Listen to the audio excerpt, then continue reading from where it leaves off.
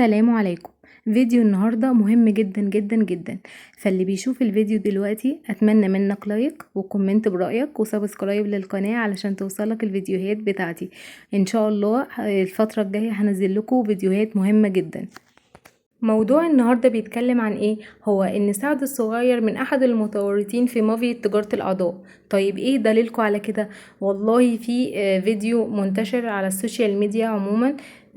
الفيديو لاحظوا فيه حاجة غريبة، ولاحظوا طريقة سعد وهو بيتكلم. كان قلقان في الاول، وبعد كده يعني زي ما تقولوا ان هو حمد ربنا ان هو قال له حاجة تانية. فيلا بينا نشوف الفيديو، وياريت تكتبولي رأيكم في الكومنتات.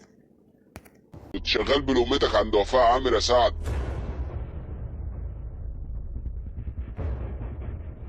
طب وانت؟ ايه مالك؟ لا انا كنت وانت عارف ايه؟ انت عرفت ازاي كده الموضوع ده؟ ايه مش كنت بتروح انت اللي تجيب ايتن عامر من المدرسة وهي صغيرة وترجع تجيب لهم الحاجات في البيت؟ بس كنت شغال عندهم، كانوا هم حابيني. كانت وفاء عامر يعني هي اول واحده قالت لي انت ربنا يكرمك. فروحت البيت طبعا عندهم طبعا، وبقيت خلاص يعني. عرفتك منين وفاء عامر؟ كنت بطبل وبغني في مسرحيه كده ما كنتش معروفه، فشافتني قالت لي انت ربنا يكرمك. فطبعا خدت عليها رحت البيت. طبعا مامتها ست بركه واخوات، بقيت اقعد معاهم بقى، اروح مع ايتن مشوار بيني وبينك. يعني كنت قاعد عشان بيجيبوا حلويات كتير كده. بيحبوا الاكل. بلقمتك يعني؟ لا وهي بتطبخ حلو. لا وفاء طول عمرها لا بتطبخ حلو. لا دي امي تعتبر ام وفاء عامر، امي ووفاء عامر تعتبر اختي وايتن عامر، وهي اللي ساعدتني. عملت اول فيديو كليب اللي هو بتاع جوزني بنتك يا معلم، وكانت ايتن عامر معايا. يعتبر وفاء عامر ده اول مره في حياه حد يعرف الموضوع دوت، ان وفاء عامر وقفت جنبي في الفيديو كليب دوت. وقفت جنبك؟ ايه دي كانت ممرمطاك؟ ده انت لا كنت لا مرمطون عندهم. لا دي ست الكل، دي الجدعنه كلها، ده انا شفت معاها الخير كله. هعديها لك. هعدي يا ريس معلش. راجع الشغلانه تاني، فانا مع نفسي بقول لك انا منافق. ما بعد ما قمت من العيا، الاصول لو كان يعني ربنا من ايه الشيطان بقى. هتقعد ازاي وانت معكش فلوس والناس مفكرين انت معاك فلوس؟ لا قدر الله بعد الشر عليك سعد تعب تاني. هتنافق ربنا تاني؟ بيتهيألي هيبقى لا، لان دي بيتهيألي كده هتبقى القاضيه. احنا ما بنبقى وزي ما شفنا في الفيديو كده، انه اول ما سأل الفنان على الفنانة طبعا وشه اتغير وارتبك جدا، وبعد كده بدأ يفك وبقى كويس. والفيديوهات اللي هعرضها لكم دلوقتي حالا فيديوهات مهمة جدا. واول فيديو هعرضه لكم ده فيديو مش مهم بس ده كارثة. يلا بينا نشوف الفيديوهات. أنا كنت متجوزة سعد محمود حنفي الشهير بسعد الصغير. كنت حامل في 7 شهور، وخطفني من اسكندرية للقاهرة، والبيبي كانت كبيرة 7 شهور، يعني بيبي كبيرة. وأخدني بالبلطجة والبلطجية والضرب، ونزلوني من الشقة اللي أنا كنت قاعدة فيها، وخدوني بالعافية. كانوا في الحقيقة معاهم سلاح ورشاشات، لكن هم يعني جايين ياخدوا راجل، مش عيلة صغيرة حامل يعني. وخدوني ودوني على القاهرة، وقف على الصحراوي سعد. أنا كنت راكبة العربية، هو كنت راكبة مع العربية، وبعدين نط عليا ورا، فضل يضربني بالبنيات ومن شعري في الإزاز. فوقفت العربيتين على الصحراوي لما لقوه بيضربني، فبقوا بيشدوا مني ويشدني منهم، من ظهري على الأسفلت بقى بيضربني بالجزمة في وشي وفي بطني. يعني قتلني، موتني من الضرب، قتلني، مجرم يعني. وفضلوا يقولوا له حرام عليك، يعني انت ما هي كده هتنزل اللي في بطنها، حرام عليك هتموت. ففي الحقيقة هو كان كان وحش، دي كلمة قليلة بجد يعني. كسر لي مناخيري من كتر الضرب، وبقى بيضربني بالشوزة في بطني، بالجزمة في بطني. المهم وصلنا القاهرة طبعا، والألفاظ يعني مش عايزة أقول لحضراتكم كانت عاملة إزاي. وصلنا القاهرة، كان في واحد محامي واقف استنينا. فتحوا باب الفيلا اللي هي في حي الأشجار، ومضوني إيصالات أمانة على بياض، إيصالات أمانة على بياض كتير جدا، وعقد جواز بيقول إن هو اتجوزني وما لمسنيش.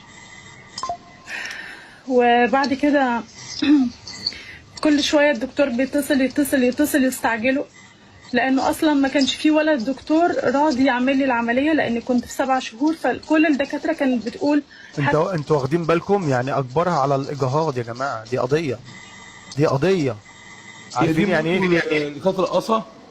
ايوه يا باشا دي ظهرت تاني، ظهرت بتقول لك على حصل لها ايه، جايه عايزه تاخد حقها. هتموت، يعني هي هتموت، مش هنقدر نعمل لها العمليه لحد لما الدكتور ده وافق واخد 100,000 جنيه الدكتور.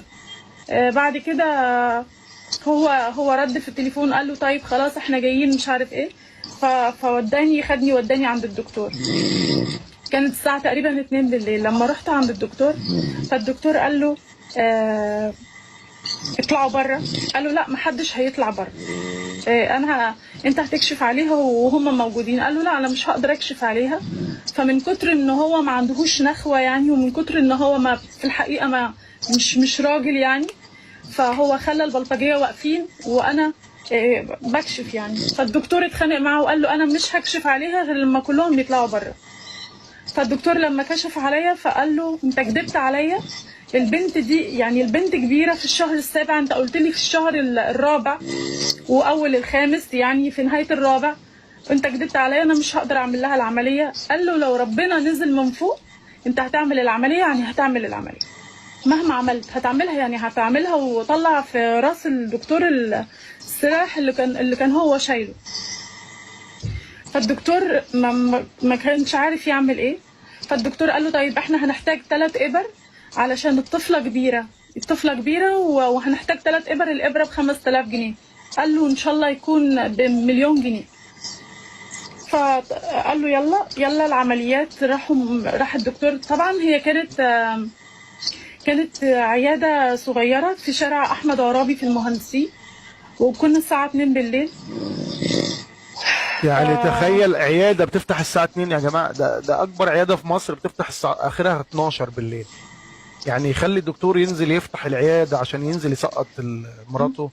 الدكتور لبسني العبايه دي وخلاص دخلت اوضه العمليات.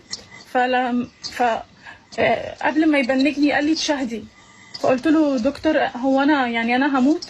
فقال لي بصي انا نفسي اهربك، بس انا خايفه اهربك ياخدوكي يمسكوكي وياخدوكي يموتوكي، هيموتوكي. خليني انا احاول اجرب اعمل العمليه بدل ما هياخدوكي يودوكي عند حد تاني وهتموتي. فتشهدي واللي ربنا عايزه هو هيكون، وانا هحاول ما اشوهكيش. من كتر الرعب والخوف متخيلين حضراتكم يعني انا هحاول ما اشوهكيش، يعني مش عارفه اقول لحضراتكم يعني احساس ده ممكن ما حدش هيتخيله في العالم. المهم الدكتور اتشهدت والدكتور اداني الابره، فتح الرحم واداني 3 إبر علشان يوسعوا الرحم، لان الطفله كبيره، دي ولاده، ده مش اجهاض، دي ولاده. فموضوع كبير قوي ولاده يعني. ده المفروض انا اصلا ما اصحاش، المفروض ان انا اموت يعني. اي واحده في العالم فاهمه يعني ايه الشهر السابع حد يولدها بالعافيه بالاجبار. المهم ان هم الدكتور اداني 3 إبر وفتح الرحم ووسع الرحم وقطعوا البنت، قطعوا حتت وسحبوها متكسره، قطعوا عظمها وسحبوها. فانا فقت لقيت فسمع كلام بخرف في البنج يعني. فلقيت الدكتور جايب كيس زباله كده وهو واقف قدامي، انا شايفاهم الاتنين واقفين بيتكلموا، والدكتور بيديله كيس الزباله ومطلع له كف ايد البنت يعني علشان يثبتوا يعني ان هو عمل العمليه. صح، بيحصل. فمطلع له 5 صوابع من ايد البنت وبيقول له البنت لازم تدفن. فقال له ادفنها في 60 داهيه، ادفنها ولا غورها في 60 داهيه. مساء الخير على حضرتك. عارف بقى يا خال كل ده سعد الصغير عمل كده ليه؟ علشان بنته اللي جايه من شمس دي ما تورثش. يعني انت رايح تقتل طفل صغير وخلاص الطفل ده فاضل عليه ايام وهينزل، لا انت رايح بتعمل عمليه اجهاض والطفل. شكرا على اللي عملتيه معايا، انت عملتي معايا فوق الغلط بشويه. انا وربنا تعبان لحد دلوقتي ما قادر، بس انا مش هحل المره دي ومش هسيب حقي ومش هسكت.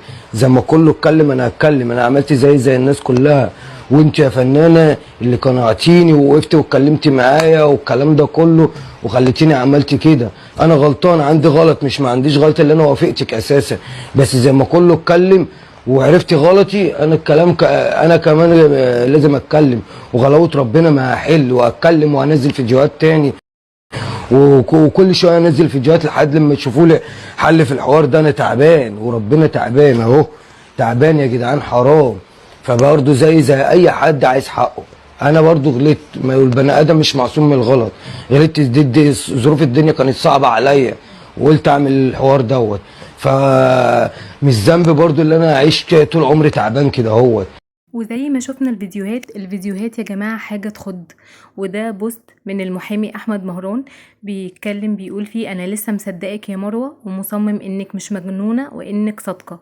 بلاغ للسيد المستشار النائب العام ضد كل من وفاء عامر، هبة ترك، أم ساجدة، أم مكة، سلمى الرحال، اسماء إسماعيل، مروة يسري والمعروفة إعلاميا بمروة بنت مبارك.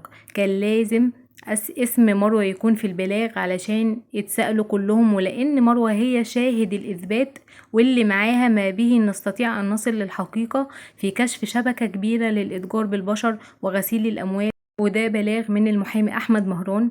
السيد المستشار النائب العام، بعد التحية مقدمة لسيادتكم الدكتور أحمد مهران، المحامي بالنقد ومدير مركز القاهرة للدراسات السياسية والقانونية وحقوق الإنسان ومحله المختار في 12 برج النادي. العنوان بتاعه ضد المدعوة مروة محمد حسني مبارك. السيد مبارك مدعي أنها ابنة الرئيس الأسبق محمد حسني مبارك. وده بلاغ اسمه بلاغ هجوم مش دفاع، علشان هيذكر برضو ضد المدعوة مروة محمد حسني سيد مبارك. وباقي البلاغ طبعا: المدعوة وفاء عامر فنانة، المدعوة هبة أيمن الترك أرملة لاعب الزمالك إبراهيم شيكا، والمدعوة أم مكة صانعة محتوى على تيك توك، وأم ساجدة صانعة محتوى على تيك توك، وسلمى الرحالة برضو صانعة محتوى على تيك توك. وبيضم فيه اسم جديد وهي المدعوة أسماء إسماعيل بسيوني محمد أحمد صانعة محتوى على تيك توك. طبعا دي الأسامي. والموضوع خليني كده اقراه سريعا. ظهرت في الايام الماضيه على منصه تيك توك المدعوه مروه مجهوله البيانات في بث مباشر، وادعت ادعاءات خطيره تتمثل في زعمها بانها ابنه الرئيس الاسبق حسني مبارك والفنان ايمان الطوخي، واتهمها لمجموعه من الشخصيات العامه على مواقع التواصل الاجتماعي، ومن بينهم الفنانه وفاء عامر، مدعوه هبه ايمن التركي، المدعوه ام مكه وام ساجده، وكمان المدعوة أم خالد والمدعوة سلمى الرحالة. طبعا انتوا عارفين أم خالد، يعني أنا اتصدمت جدا جدا لما عرفت إن هي اسمها من ضمن الأسماء في موضوع تجارة الأعضاء. الموضوع بجد كبير جدا جدا وخطير يعني. باشتراكهم حسب ادعاها في شبكة منظمة للإتجار بالأعضاء البشرية وغسيل الأموال. وذكرت أن الفنانة وفاء عامر قامت بشراء كلية وجزء من كبد لاعب كرة القدم السابق إبراهيم شيكا بالاشتراك مع أرملته المدعوة هبة أيمن الترك، مستغلة ظروفه المادية، وهو ما زعمت أنه السبب في وفاته لاحقا. يعني موضوع كارثة. ولو وصلتوا معايا للدقيقة دي من الفيديو أتمنى منك لايك وكومنت برأيك. يا ريت تقولوا لي يا جماعة رأيكم في كومنتات، وسبسكرايب للقناة، وأشوفكم في فيديو جديد. باي باي.